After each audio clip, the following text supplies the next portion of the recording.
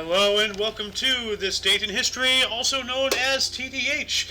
This show is all about the events that occurred to date in years past, both recognized by actual historians, but mainly things that we personally find intriguing enough for us to bring to you. The sources of this information come from the smart device application, Today in History, What Happened Today in History, Historical Calendar, and the website onthisday.com. For links to those sources, the music, and anything else we gather throughout the show, check the description. Anyway, I am Eozander. My trusty co-host Sohan is currently MIA. I don't know where he went. Multiple hours ago, we were talking in Discord, and then he just vanished like a fart in the wind. And I've been trying to get a hold of him, and I have not been able to. So it might be a solo show today, unfortunately. But anyway, today is Tears Day, also known as Tuesday, March 5th, 2022. Starting us off in the year 823, Lothair I was crowned King of Italy by Pope Paschal I. That's pretty cool. Yeah, that's right, the papacy is in Italy.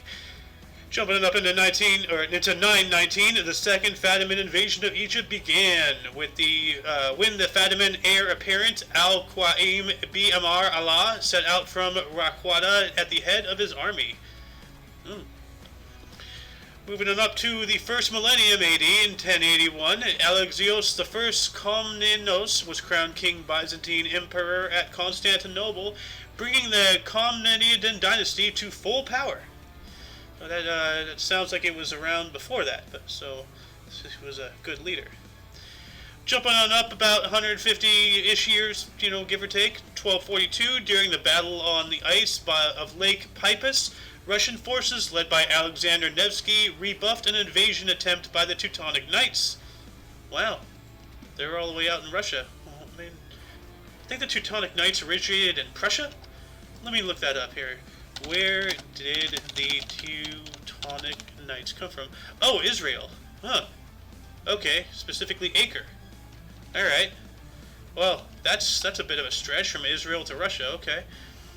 Jumping on up into 1536, royal entry of Charles V into Rome, the last Roman triumph. Well, yeah. Wow, Rome lasted all the way up into the 1500s. That's interesting. When did Rome fall? 395 AD, but when did the Western Roman Empire fall? Same. Okay. Well, I don't know. I don't know which Rome this is. Anyway, jumping up into 1566, 200 Dutch noblemen, led by Hendrik van Brederode, forced themselves in the presence of Margaret of Parma and presented the petition of compromise, denouncing the Spanish Inquisition in the 17th provinces. Good. Because nobody expects the Spanish Inquisition, even though historically they gave you 2 week or 2 month or something heads up. So the meme is false. Jumping up into 1609, Daimyo, which is Lord, Shimazu Tadasuin of the Satsuma domain in southern Kyushu, Japan, completed his successful invasion of the Ryukyu kingdom in Okinawa.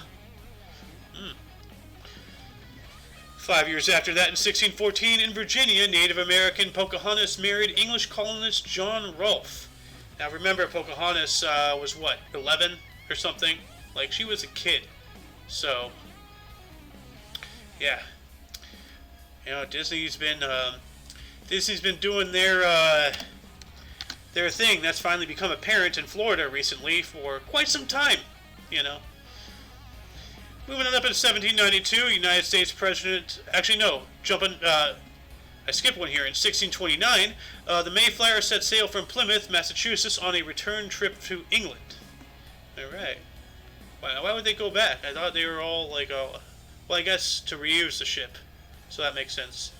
Get all of the...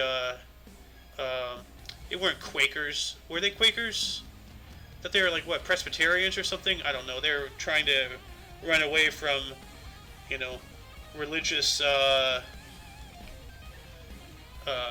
don't remember the word, but it's in my brain somewhere. Anyway, I'm going to jump on up into 1792. United States President George Washington exercised his authority to veto a bill. This was the first time this power was ever used in the United States. Dang, first time ever a bill was vetoed. Not a veto was billed. So, it's interesting. Dang. Persecution, by the way, is the word I was thinking of before. Anyway, in 1795, the Peace of Basel between France and Prussia was made. Nice. Jumping on up into the next century in 1818, in the Battle of Maipú. Century? Yeah. Chile's independence movement, led by Bernardo O'Higgins and José de San Martin, won a decisive victory over Spain, leaving 2,000 Spaniards and 1,000 Chilean patriots dead. Yeah. Don't mess with Chile. You know, you'll get the capsaicin right up the woohoo. Jumping on up into 1862, during the American Civil War, the Battle of Yorktown begins. Another Yorktown. Yeah, the Civil War, not the Revolution. So Yorktown is seeing a lot of action. Jumping on up into the next century, in 1900, archaeologists in Knossos, Crete, discovered a large cache of clay tablets with hieroglyphic writing in a script they called Linear B. Interesting.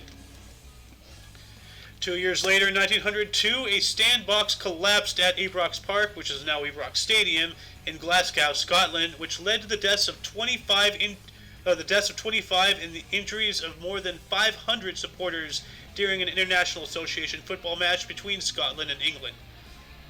And that reminds me of this one clip I saw fairly recently with everybody's jumping in the stadium, and then this guy moves the camera over, and then you see the platform above him just going just oh god. Not good. 8 years later, in 1910, the Transandine Railway connecting Chile to Argentina was inaugurated. Nice. 12 years later, in 1922, the American Birth Control League, forerunner of Planned Parenthood, was incorporated. With all the politics going around, I don't know what to think about that, so I'm just going to be neutral. 1 decade or 10 years later, in 1932, Dominion of Newfoundland, 10,000 rioters seized the colonial building, leading to the end of self-government. Oh no. Oh well. I guess, as it was in Rick and Morty, fascism is the default, apparently. Jumping on up into 1933, during the Andorran Revolution, the young Andorrans occupied the Casa de Laval and forced the government to hold democratic elections with universal male suffrage. Oh, well, that's intriguing. I wonder if they were run by a bunch of feminists. Matriarchy. So, yeah, that's something to think about. Also in 1933, U.S. President Franklin D. Roosevelt signed 2 executive orders, 6101 to establish a civilian conservation corps, and 6102, quote, forbidding the hoarding of gold coin, gold bullion, and gold certificates, end quote, by U.S. citizens. That's right, the government came for our gold. The U.S., which was on the dollar, which was on the gold standard back then, they were taking it out of the hands of private citizens. So the citizens had no say in the economy of their country, which again by 33 the Federal Reserve and the Rothschilds were already well established, as well as the not the CIA, the oh help me here, if anybody's watching, help me, IRS, the Internal Revenue Service. That's barely 100 years old. Look it up. Go check out the American Dream. It's actually, I'll post it in the underbar here. The American Dream. Come on. I think I maybe should have this as a permanent link. So, and I don't want it to start off here. I want it to share, copy. Okay. I'll add that to the underbar in one moment. Let's get back on track here. In 1936, Tupelo, Gainesville tornado outbreak. An F5 tornado killed 233 people in Tupelo, Mississippi. That is a lot of people. And as I said in yesterday's show, an F5 can grow apparently to be a mile wide, or maybe is that just a twister, misconception. Jumping on up into 1942, during World War II, the Imperial Japanese Navy launched a carrier-based attack on Colombo, Ceylon, during the Indian Ocean raid. Port and civilian facilities were damaged, and the Royal Navy cruisers HMS Cornwall and HMS Dorsetshire were sunk southwest of the island. See, it wasn't just us fighting those Japanese. The coalition forces, the Russians. Well, later on when they did join the Allies, but the Russians and Japanese already had something going. But a lot of British stuff, a lot of French stuff. Remember, Vietnam was a French protectorate at that time. So, moving on up into 1943, during World War II as well, United States Army Air Forces bomber aircraft accidentally caused more than 900 civilian deaths, including 209 children, and 1,300 were wounded among the civilian population of the Belgian town of Mortsel. Welcome to the show, Mr. Sohan. Their target was the Erla factory, 1 kilometer from the residential area hit. Ay, ay, ay. That is a tragedy. Well, you're going to lose your shit when I tell you what year I'm on now. No, okay. 1945. Okay. Yeah, hammering through this. Yeah.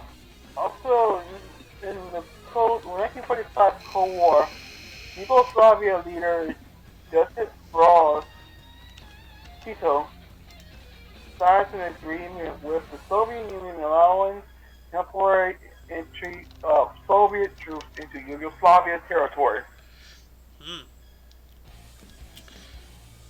Interesting. Why don't you take the next couple? Sure. Also in 1946, Soviet troops... Hold on, let me put here. What? Switching headphones. Sides. Okay. In 1945, 1946, Soviet troops in their year-long occupation of the Danish island Bornholm. Must have been during either the Winter War or something to do with World War II. I think it's cold. Yeah. Yeah, the Winter War was before. Well, they were having a war with Finland at around the same time, or it started with that slightly before, right? Or yeah, I think so. Let me look that up. When was the Winter War? It was 1939 through 1940, so it was before their involvement in World War II. We actually, hold on. When was Operation Barbarossa? Yeah, 1941. Okay, so yeah. So this has to be something to do with Germany in World War II. Anyway, also in 1946, a fleet Air Arm Vickers Wellington crashed into a residential area in Rabat, Malta, during a training exercise, killing all 4 crew members and 16 civilians on the ground. Well, that just sucks. Damn. Also, 1949, a fire in a hospital in Effingham, Illinois, killed 77 people and leads to nationwide fire code improvements in the United States. Now, is the name of the city actually Effingham, or is that like some kind of like censor, and the actual name of the city is Fuckingham? Like, oh, where do you live? I live in Fuckingham. What? I knew you liked meat, but Jesus. In 1951, during the Cold War, Ethel and Julius Rosenberg are sentenced to death for spying for the Soviet Union. These guys again. Yeah. I was just going to say, I keep getting confused. There's like 2 families or 3 families that were accused of spying for the Soviets. Too many. Yeah. Sorry, go ahead. In 1956, the Cuban Revolution, Fidel Castro declared himself at war with Cuban President Fulgencio Batista. Ah, yes. Batista. Yep. 10 years later, in 1966, during the Buddhist uprising, South Vietnamese Prime Minister Nguyen Cao Ky personally attempted to lead the capture of the residtive city of Da Nang before backing down. I gotta get the bathroom, I'll be back. Alright, have a blast. Jumping on up in 1969, during the Vietnam conflict, massive anti-war demonstrations occur in many in many U.S. cities. Probably New York too. Who knows? Well, maybe New York. I mean, Actually, most likely it occurred there. Also, in 1971 in Sri Lanka, Janatha Vimukithi Peramuna launched a revolt against the United Front government of Sirimavo Bandaranaike. Nike. Something. 5 years later, in 1976 in China, the April 5th movement led to the Tiananmen incident. Wait, no it didn't. No it didn't. Let me get rid of that for you. Just kidding. Yeah, no. Stand in front of all the tanks. 1 year later, in 1977, the U.S. Supreme Court ruled that congressional legislation that diminished the seas of the Sioux People's Reservation thereby destroyed the tribe's jurisdictional authority over the area in Rosebud Sioux Tribe versus Knip. I'm not a lawyer. I don't know what that means, but it sounds not good. So, doing a pretty big time, not a pretty big, but a decent time jump here. Moving on up into 1991, an ASA EMB 120 crashed in Brunswick, Georgia, killing all 23 on board, including Senator John Towler and astronaut Sonny Carter. Oh, that's a tragedy. I mean, everybody is important, but yeah. And I hear a Sohan. Yes, you do. You want to take 1992? Yes, I do. In which one? Both of them. Let's do. Good. In 1992, Alberto Fujimori, president of Peru, dissolves the Peruvian Congress by military force. That's alarming. Yes, it is. Also in 1992, peace protesters Sardar Dimitrovic and Olga Suk are killed on the Fervana Bridge in Sarajevo, becoming the first casualties of the Bosnian War. Dang. 6 years later, in 1998, in Japan, the Akashi Kaikoyo Bridge opened to traffic, becoming the longest bridge to span in the world. Yeah, how long is that? How long is... Well, I'll just look this up. This bridge. It has an address. But let's see here. Its length is 12,831 feet. That is over 2 miles. That's crazy. I'm going to add this to the underbar. Okay. What happened in Also, 1999, 2 Libyan suspects of bringing down Pan Am Flight 103 in 1988 are handed over for eventual trial in the Netherlands. Good. The suspects always need to face, their accusations and try to prove their innocence if they are, in fact, innocent. But, yeah. 1 decade later, in 2009, North Korea launched its controversial Kwan-Gimyeonggosong 2 rocket. The satellite passed over mainland Japan, which prompted an immediate reaction from the United States Security Council, as well as participating states of 6-party talks. Yeah, that's worrisome. You have missiles flying over your country from someplace, especially like North Korea. I would not be happy about that. So. Yep. What happened in 2010? Also in 2010, 29 coal miners are killed in an explosion at the Upper Big Branch mine in West Virginia. Man, just when you think that you have technological advancements strong enough to not have people die in mine explosions, it's still going on. It's fairly recent. You just gotta be careful when you're underground. Confined spaces, methane. I wonder if do they still use canaries? They have instruments, but there's always failsafe. I think so. Do miners still use canaries? Let me see here.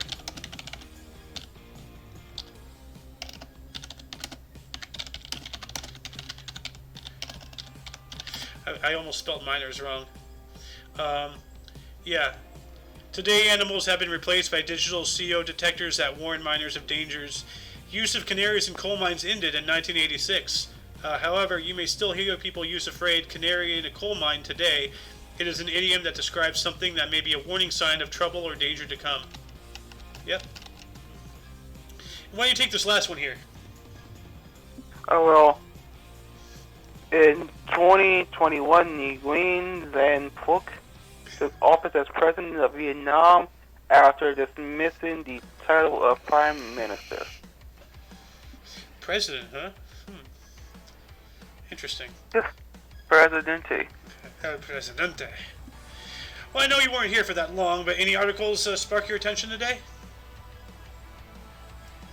2009. What happened in there? 2009. Oh yeah, that one. Yeah.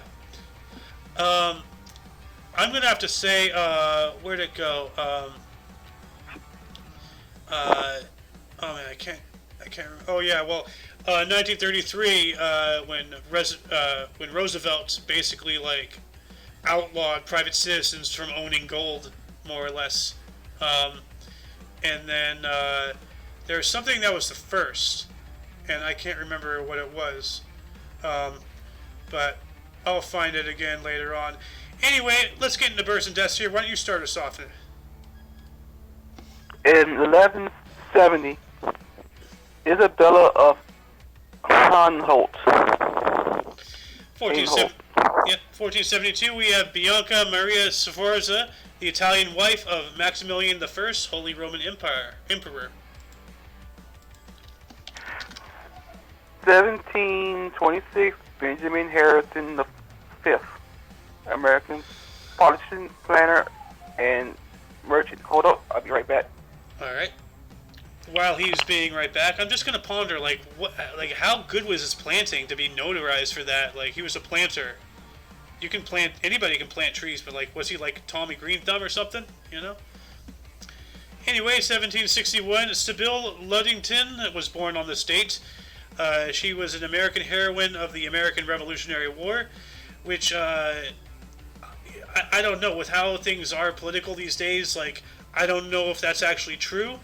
You know, like if everything they've been saying is like, you know, oh, everything women have done has been swept under the rug, then would we actually know?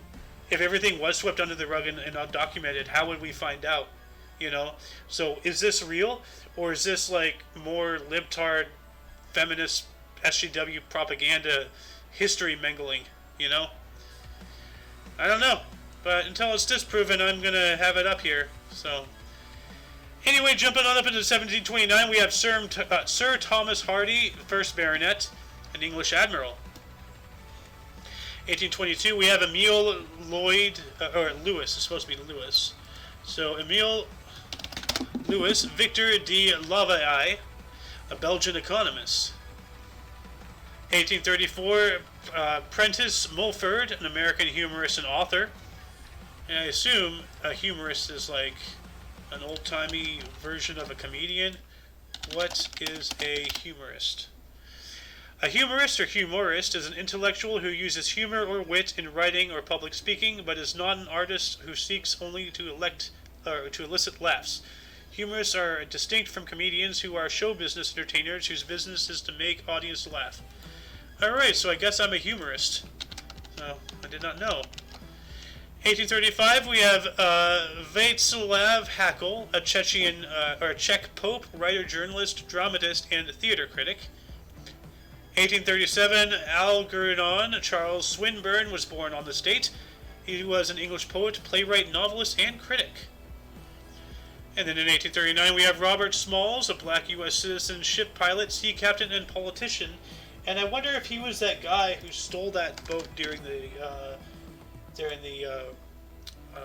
Civil War. So let me look him up real quick. Robert Smalls.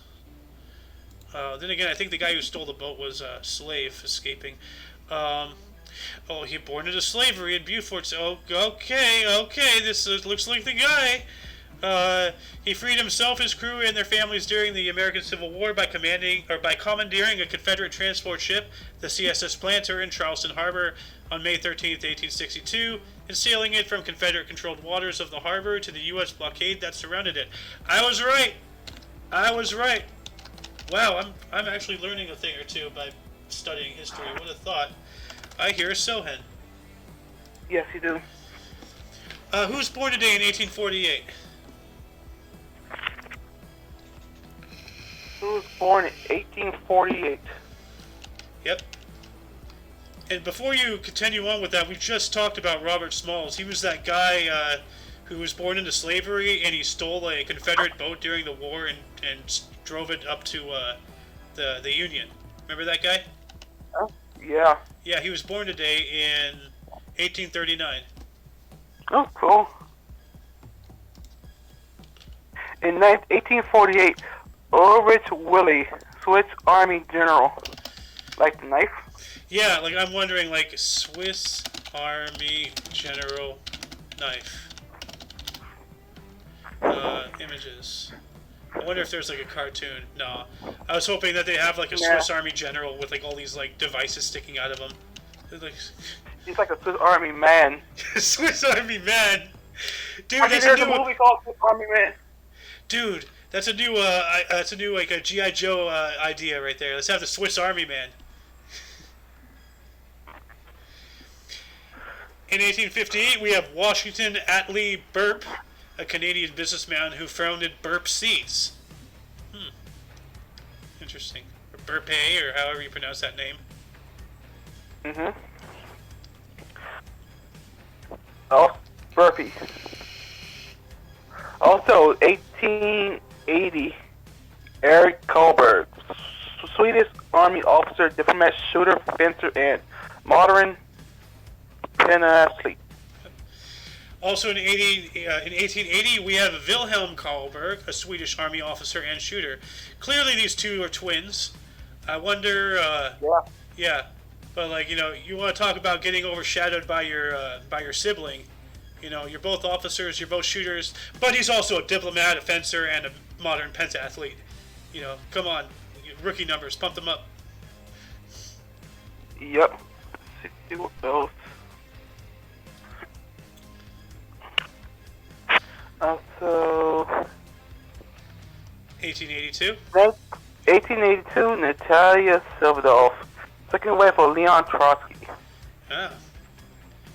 1894, we have Lawrence Dale Bell, American industrialist and founder of Bell Aircraft Corporation.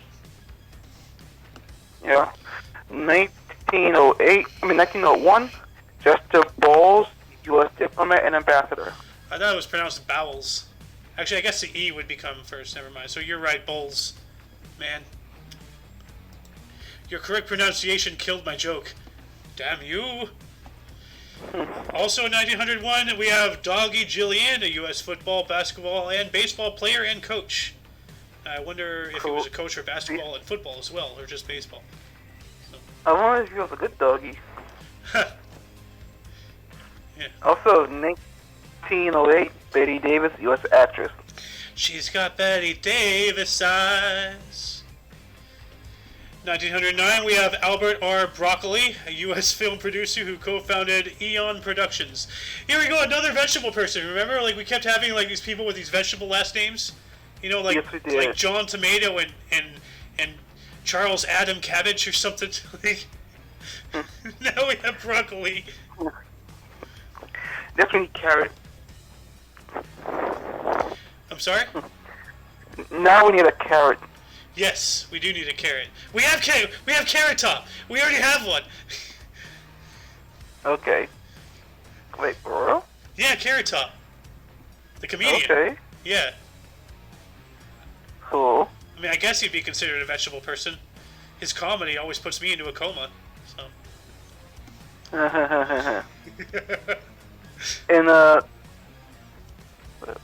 carrot. But yeah. 1916. In 1916, we have Gregory Peck, U.S. actor, political activist, and producer. 1919, Lester James Perez, Sri Lankan director, screenwriter, and producer. 1923, Ernest Mandel, German-born Belgian, Marxist, communist, Trotskyist, activist, theorist, and communist. I added in that last part, but I mean, he's a Marxist economist. So first off, Marxism and economy don't work together in the same sentence. But he's a Trotskyist activist. That's communism, dude. And a theorist? Come on. Like, Ernest Mandel. Yeah, not good. 3 years later, in 1926, we have Roger Corman, U.S. actor, director, producer, and screenwriter. Yeah. Also, 1934, John Kerry, English author and critic. I thought he was a talk show host. Or is that a different John Kerry? That's Drew Carey. Oh, but wasn't John Kerry... who's John Kerry? Oh, wait, no, John Kerry is that stupid politician. Never mind. Wow, I'm stupid. He's the guy who ran against Bush in 2000. Oh. Yeah. And he has something to do with Ukraine right now. He's like some kind of political something or some kind of secretary. I don't know. My dad knows more about that than I do. Anyway, also in 1934, we have Moisés Safra, a Brazilian businessman and philanthropist who co-founded Banco Safra. Cool. Ooh. 1937, Colin Powell, U.S. general and politician who was the 65th U.S. Secretary of State. Wasn't he also the Secretary of Defense at one point? I think so. Huh. Colin Powell. Let me look him up real quick. Let's see. Colin Powell. Secretary of State. He was the first black U.S. Secretary of State. Okay, whoop-de-doo.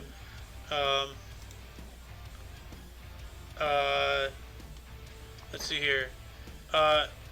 He served as the 16th U.S. National Security Advisor from 87 to 89, and the 12th Chairman to the Joint Chiefs of Staff. It's not saying anything about Secretary of Defense. So let's see here. Hold on. He wasn't. Secretary. Let's see here. Secretary of Defense. Colin Luther Powell was an American politician, statesman, diplomat, and U.S. Army officer. Blah blah. Secretary of State. He was the first. Okay, it's not saying anything about defense. So, oh well. Anyway, 1939, we have Ronald White, a U.S. singer and songwriter, not to be confused with the comedian Ron White, also known as Tate or Salad. So, yeah.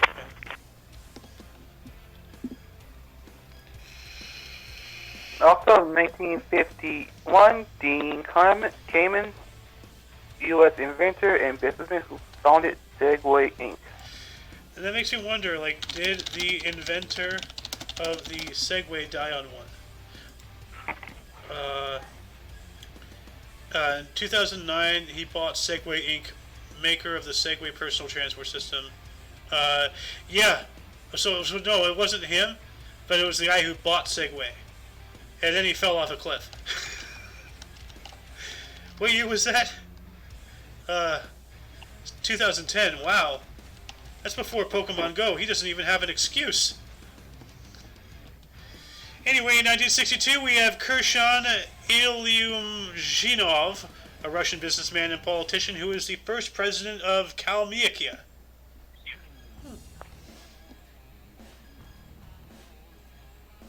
Damn. That was 1973, Pharrell Williams, U.S. singer, songwriter, and rapper. Yes, he's also the Will Ferrell. Yeah. 1979, we have Alexander Risch, a German luger. Not a luger, not the gun, a luger, like going down a hill luge. So, but that'd be cool if he was a gun. You know, it reminds me of that Key and Peele skit. You know, you dirty gun. Oh, God. I am really a blueberry pie.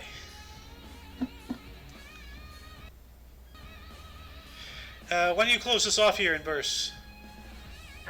In 517, Timothy the First, Byzantine Patriarch.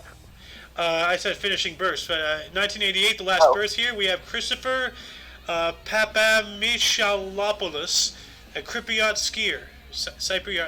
Cyprus. Yeah, I think. Skier from Cyprus. Cypriot.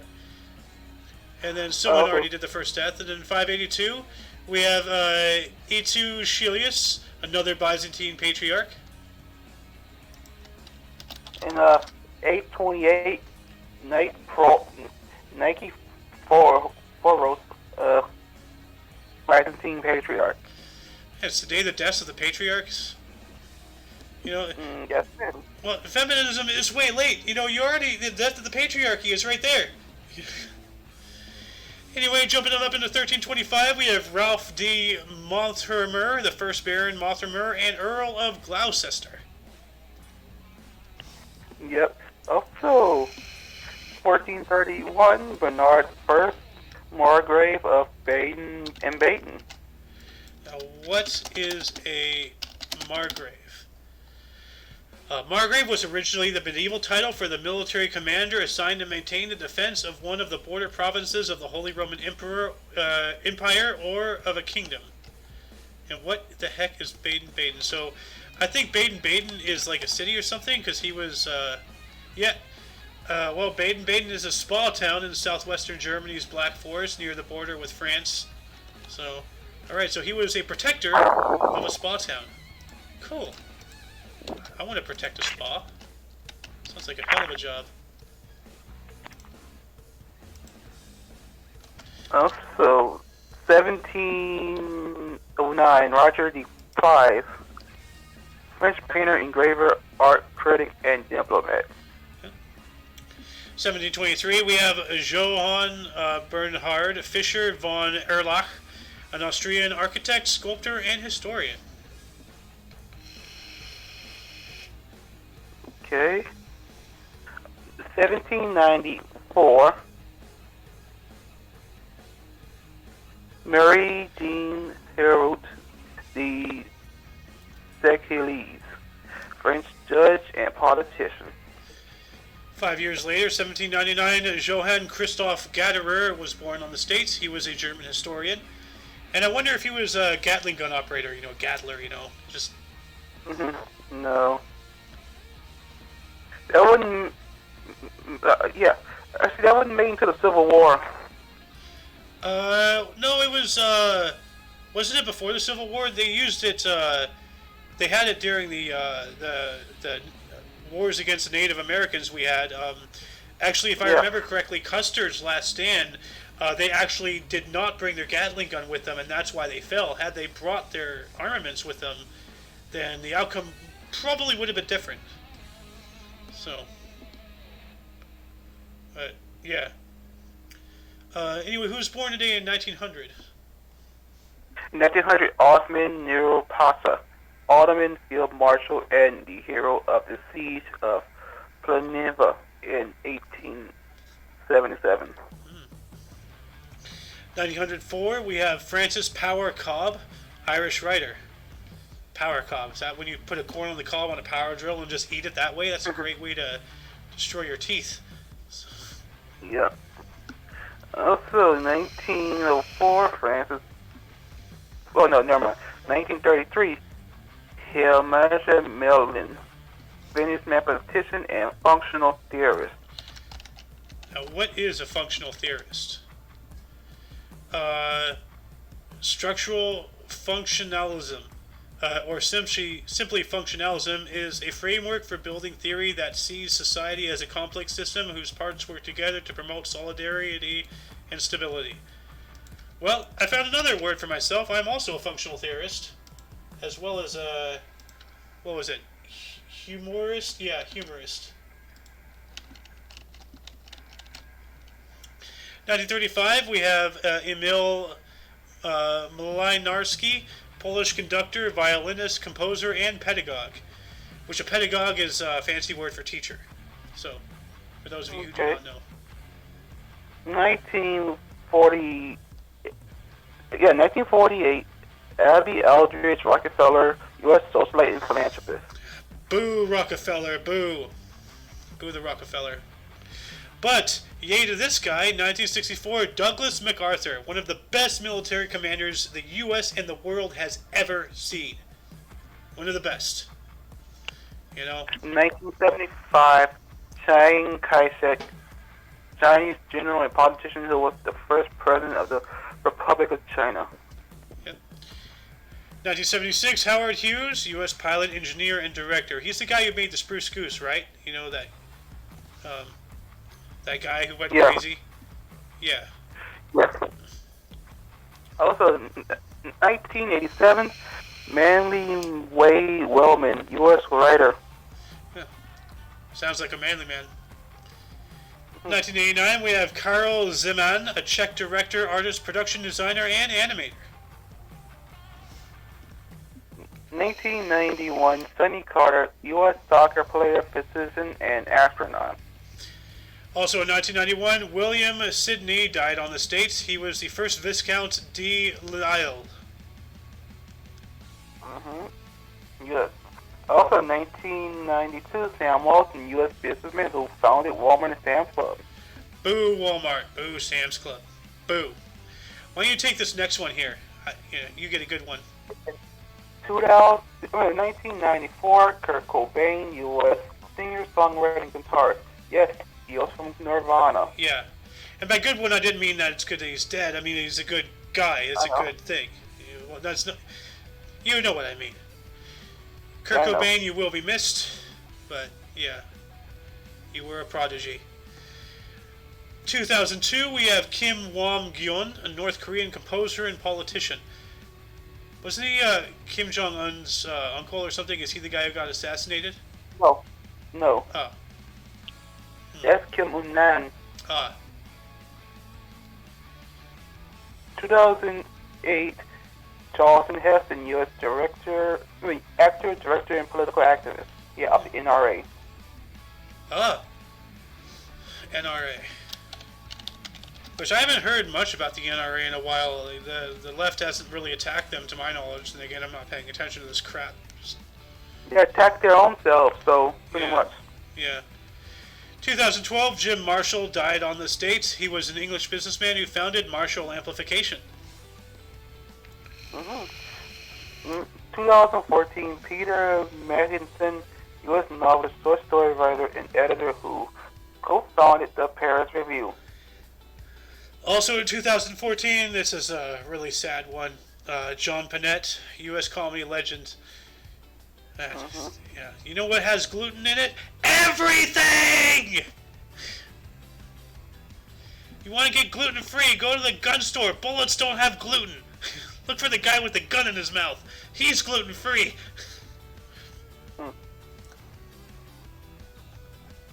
2017, Paul O'Neill, U.S. rock composer and producer.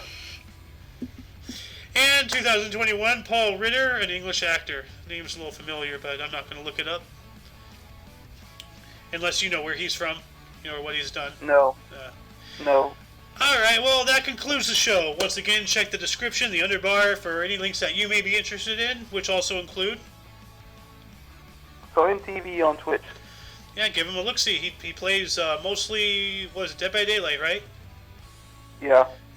He is really entertaining to watch. The banter between him and his friends is fun ambience noise when you're just doing stuff. You can also find everything Omni Coalition in the Underbar too. For your dose of passive events daily, we stream every day between 12 and 3 p.m. Pacific time, mostly 3. 2 to 5 Central. Yep.